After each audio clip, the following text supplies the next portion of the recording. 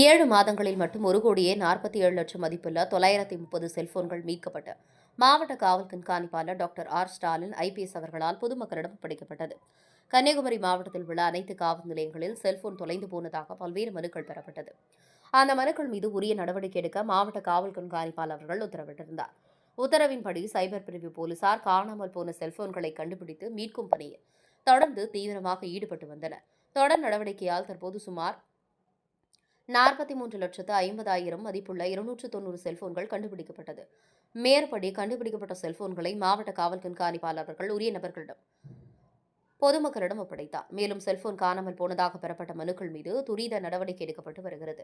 இந்த வருடத்தில் மட்டும் இதுவரையில் சுமார் 1,47,50,000 ரூபாய் மதிப்புள்ள 930 செல்போன்கள் கண்டுபிடிக்கப்பட்டு உரிய நபர்களிடம் ஒப்படைக்கப்பட்டுள்ளது குறிப்பிடத்தக்கது.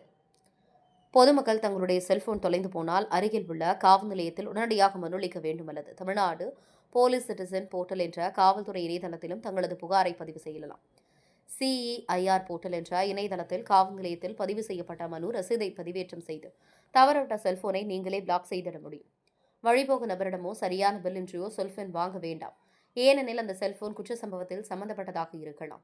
பொதுமக்கள் சைபர் குற்றங்களால் பணத்தை இழந்தால் தாமதிக்காமல் உடனடியாக 1930 எண்ணிற்கு அழைத்து புகார் அளிக்க வேண்டும் என மாவட்ட காவல் கண்காணிப்பாளர் கூறினார். தவசி நியூஸ் செய்தியாளர் அஜித்குமார். அதை பிளாக் பண்ணா நம்மளோட கண்டுபிடிப்பதற்கான சாத்தியக்கூறுகள் ரொம்ப எளிதாக கண்டுபிடிக்க இயலும். அதனால பதட்டப்படாம அந்த CIR போர்ட்டல்லையோ இல்லை தமிழ்நாடு போலீஸ் சிட்டிசன் போர்ட்டல்லையோ போயிட்டு நம்ம கம்ப்ளைண்ட் ரிஜிஸ்டர் பண்ணா இந்த காணாமல் போன மொபைல் போனை அதை ஈஸியாக கண்டுபிடிப்பதற்கு அமையும் என்பதை தெரிவித்துக் கொள்கிறேன். நம்ம பார்த்தீங்கன்னா டிஜிட்டல் அரெஸ்ட்ல இருந்து கடந்த மாதம் கூட போயிட்டு வட இந்தியாவிலேருந்து நம்ம குற்றவாளிகளை கைது செய்துள்ளோம். இந்த சைபர் குற்றங்கள் அதிக அளவில் பார்த்தீங்கன்னா இந்த ஆன்லைன் பண மோசடி, அந்த ட்ரேடில் ஏற்படுற அந்த மோசடி சம்பந்தமான புகார்கள் தான் அதிக அளவு வருது. அதுவும் தொடர்பாகவும் நம்ம தீவிரமாக நடவடிக்கை எடுத்து குற்றவாளிகளை கைது செய்து வரோம்.